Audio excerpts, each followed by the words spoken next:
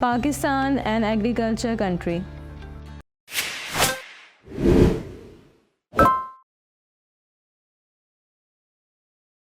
Assalamu alaikum students, I welcome you all on the platform of digital academic provided by Moonlight International Publishers.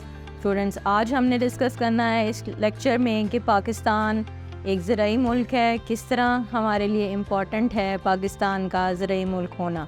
तो आज हम पाकिस्तान से related ही सारा lecture discuss करेंगे। पाकिस्तान की आबो हवा, पाकिस्तान में जैसे हम सुनते आ रहे हैं, हम अपने बचपन से सुनते आ रहे हैं, आप लोगों ने भी सुना होगा कि पाकिस्तान में चारों मौसम पाए जाते हैं, यानी कि यहाँ गर्मियाँ भी हैं, सर्दियाँ भी हैं, बहार का सीज़न भी आता है और ख़ज़ां भी है और बरसात का सीज़न भी आता है, रेनी सीज़न भी है। तो हम कह सकते हैं कि पाकिस्तान की आबो हवा, ये क्लाइमेट जो है बहुत डिफरेंट है। यहाँ पर सख्त सर्दी भी कई जगह पड़ रही है और वो खुश्क इलाके भी हैं, कहीं पे ह्यूमिडिटी है, कहीं पे गर्मी है। तो पाकिस्तान के वो इलाके जो एरिड या सेमी एरिड जोन्स हैं, खुश्क इलाके हैं, वहाँ पर इरिगेशन की जो प्लांटेशन है, वहाँ पर जो फसलें पौधे उगाए गए हैं, इकनॉमिक वाइज जो इनकी इम्पोर्टेंट है या जिनसे हम फसलें हासिल करते हैं, उनको पानी देने की ज़रूरत पड़ती है, इरिगेशन की ज़रूरत पड़ती है। इरिगेशन के लिए पाकिस्तान में डैम्स हैं, नहरें हैं, ट्यूबवेल्स वगैरह हैं या और अदर वाटर रिजर्वायर्स मौजूद हैं जिनके ज़रिए आबपाशी का सिस्टम चल रहा है।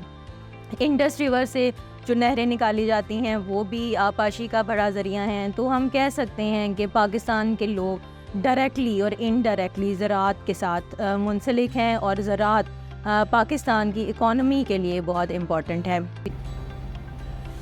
यानी कि हम कह सकते हैं कि ज़राअत पाकिस्तान के लिए इकॉनमी का एक बहुत बड़ा रोल प्ले करती है, इकॉनमी के लिए एक बहुत बड़ा रोल प्ले करती है और ज़राए आबपाशी जो हैं वो बहुत इम्पॉर्टेंट हैं इस सिलसिले में, यानी कि जिन ज़रियों से इन फसलों को और क्रॉप्स को पानी दिया जा रहा है वो भी बहुत इम्पॉर्टेंट रोल प्ले करते हैं।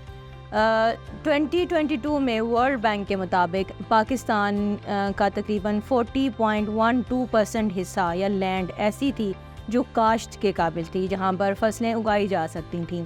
लेकिन Aahista Aahista due to urbanisation उन एरिया पर घर बनते गए या उनको डिफरेंट इंडस्ट्री के तौर पर वहाँ बिल्टअप हो गई, तो वो एरिया या वो लैंड कम होती गई, लोगों के इस्तेमाल में आती गई। लेकिन हम कह सकते हैं कि अभी भी स्टिल लोग डायरेक्टली और इनडायरेक्टली ज़राअत के साथ मुंसलिक हैं। अगर ये कहना गलत नहीं है तो 18.9% पाकिस्तान की जीडीपी जो है वो ज़राअत की वजह से, उसका हिस्सा ज़राअत से जाता है और तकरीबन 40 से 42% लोग जो हैं वो ज़राअत से मुंसलिक हैं, डायरेक्टली और इनडायरेक्टली। यानी कि हम कह सकते हैं कि ज़राअत हमारे लिए पाकिस्तान की इकॉनमी के लिए बैकबोन की हैसियत रखती है। पाकिस्तान उन 10 ममालिक में शामिल है जो प्रोड्यूस करते हैं दुनिया में सबसे ज़्यादा गंदम। पाकिस्तान में वीट प्रोड्यूस होती है, मैंगोज़ हमारे जो हैं वो बहुत ज़्यादा पॉपुलर भी हैं दुनिया में, वो पाकिस्तान में बहुत ज़्यादा हैं। खजूरें, डेट्स बहुत ज़्यादा प्रोड्यूस होती हैं। इसके अलावा ऑरेंजेस, पाकिस्तान के किन्नू, माल्टे, ये दुनिया में बहुत मशहूर हैं। पाकिस्तान उन बड़े 10 ममालिक में है जो एक्सपोर्ट करता है, पाकिस्तान ये चीज़ें बाहर भेजता है। इसके अलावा कॉटन जो है, कपास पाकिस्तान की बहुत पॉपुलर है, वो भी पाकिस्तान प्रोड्यूसर है उसका और बाहर एक्सपोर्ट की जाती है। राइस की प्रोडक्शन में यानी चावलों की पैदावार की अगर हम बात करें तो उसमें पाकिस्तान का 10वां नंबर है, 10th नंबर पे पाकिस्तान है जो दुनिया के सबसे ज़्यादा राइस प्रोडक्शन के कंट्रीज़ हैं उनमें।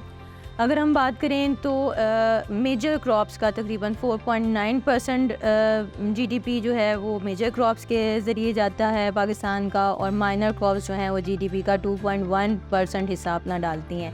अगर हम बात करें इंडस्ट्रियल लेवल पे तो इंडस्ट्री को रॉ मटेरियल ज़राअत के ज़रिए प्रोवाइड करते हैं, जिसमें फ़ाइबर शामिल है, रबर शामिल है, या ऐसी इंडस्ट्रीज़ जो एडिबल ऑयल बनाती हैं, शुगर में शुगर जहाँ पे प्रोड्यूस होती है उनको, और लेदर प्रोसेसिंग के अमल में बहुत सी ऐसी चीज़ें हैं जो ज़राअत से मुंसलिक हैं।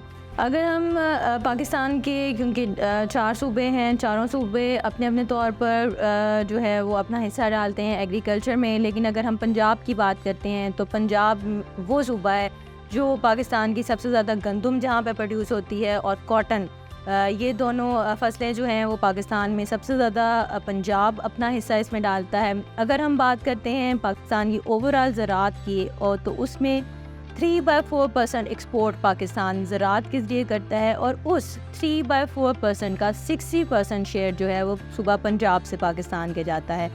अगर हम बात करते हैं लाइव स्टॉक की तरफ, ये तो हमने फसलों की बात की। अगर हम लाइव स्टॉक की बात करते हैं, डेयरी प्रोडक्ट्स हैं, एग्स हैं, मिल्क है, मीट है, इसकी हम बात करते हैं तो 11% जो है हिस्सा लाइव स्टॉक का वो इसके ज़रिए इससे एसोसिएट है। और तकरीबन अगर मैं गलत नहीं हूँ तो 35 मिलियन लोग इस चीज़ के साथ मुंसलिक हैं एज़ लेबर। उनका कारोबार है, यानी उन्हें मुलाजमतें मिली हुई हैं, इस डायरेक्टली और इनडायरेक्टली वो इस चीज़ का हिस्सा हैं और इनकम उनका अर्निंग जो है वो इसके साथ मुंसलिक है। और हम कह सकते हैं कि ओवरऑल पाकिस्तान की इकॉनमी इस पे डिपेंड कर रही है, हमारी ज़राअत पर, हमारे लाइव स्टॉक पर। जितनी प्रोडक्शन यहाँ फसलों की हो रही है, जितना livestock, dairy, eggs, milk, meat हम प्रोड्यूस कर रहे हैं, यानी कि हम कह सकते हैं इन द एंड कि ज़राअत हमारे लिए बहुत इम्पॉर्टेंट है, एग्रीकल्चर, क्योंकि और इसको प्रमोट करने के लिए ज़रूरत है कि गवर्नमेंट लेवल पर इस पर स्टेप लिए जाएँ, गवर्नमेंट इसको मज़ीद प्रमोट करे, इनकरेज करे, किसानों को, फार्मिंग को इनकरेज करे, ताकि पाकिस्तान दिन ब दिन ज़्यादा तरक्की की तरफ चलता जाए। आज के लिए इतना, इंशाल्लाह नेक्स्ट वीडियो में नेक्स्ट इन्फॉर्मेशन के साथ। अल्लाह हाफ़िज़।